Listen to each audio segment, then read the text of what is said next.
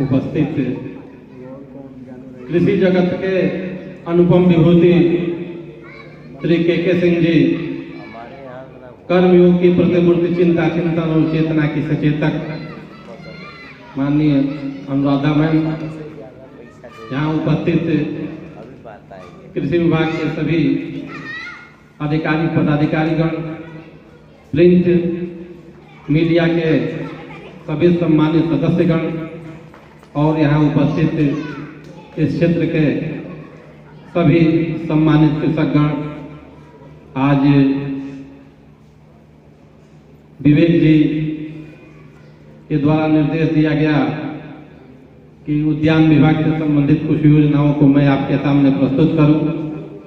इसके पूर्व मैं कुछ अन्य विषयों पर भी अपना मत व्यक्त करना चाहता हूं।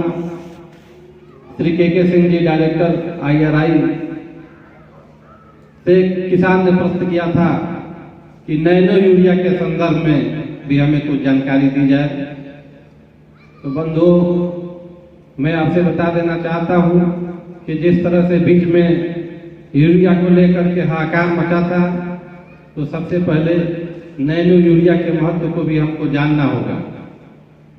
नैनो यूरिया आधा लीटर के बोतल में पैक आता है, जिसको 1 एकड़ के लिए 2 बार उसका छिड़काव किया जा सकता है। वो आधा लीटर नैनो दो बार 1 एकड़ में छिड़काव के लिए पर्याप्त होता है, और यूरिया नाइट्रोजन की आपूर्ति के लिए वह पर्याप्त माना जाता है। सबसे पहले तो बीज के अंकुरण के 30 दिनों के अंदर पहला छिड़काव, और दूसरा उसके 20 दिन बाद, यानी फूल आते समय या फूल आने के थोड़ा सा पहले उसका छिड़काव करेंगे तो नैनो यूरिया का सबसे अच्छा उपयोग होगा। वैसे नैनो यूरिया में हर पौधे में 1.5 से लेकर 4% तक नाइट्रोजन पाया जाता है हर पौधे में। गेहूं में अगर हम नैनो यूरिया का 1 कण लगभग 20 से 50 माइक्रोमीटर उसका साइज होता है, और हम लोग जो खड़ी यूरिया का प्रयोग करते हैं अपने पौधों में, उसका लगभग 50% बेकार हो जाता है। जबकि नैनो यूरिया का छिड़काव जब हम करते हैं, इसका 80% आपके उपयोग में आता है।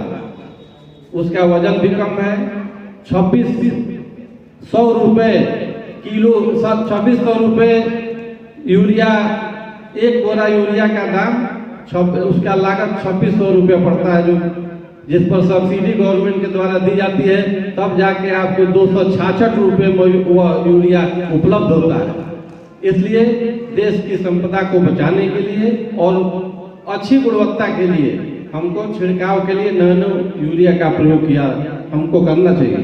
दूसरी बात है, आज का महत्वपूर्ण प्रश्न यह है कि हम लोग अपनी खेती में लागत कैसे कम करें, उत्पादन कैसे बढ़े। इसलिए कि लागत ज्यादा लग जाएगा तो खेती में कुछ लाभ नहीं होगा, इससे निराशा लगेगी। आप लोग गाँव में देख रहे होंगे कि इस समय मैक्सिमम घरों में खेती बंद हो गया है। बाहर जो चले गए उनका खेत वैसे पलटी पड़ा हुआ है। सुरसा के मुख्य बात, आबादी दिन रात बढ़ रही है, लेकिन जो छोटे हो जा रहे हैं। इसी में सड़क का निर्माण हो रहा है, भवन का निर्माण हो रहा है। सर ने के सर ने कहा था कि आजादी के समय हमारे यहाँ अन्न, पेट भरने भर का भी अन्न नहीं था। जय जवान और जय किसान का जब नारा लगाया था लाल बहादुर शास्त्री जी ने, उस समय लोग से अपील की जाती थी कि एक समय उपवास करिए ताकि अन्न बचे और देश के जवानों के वो काम आ सके। आज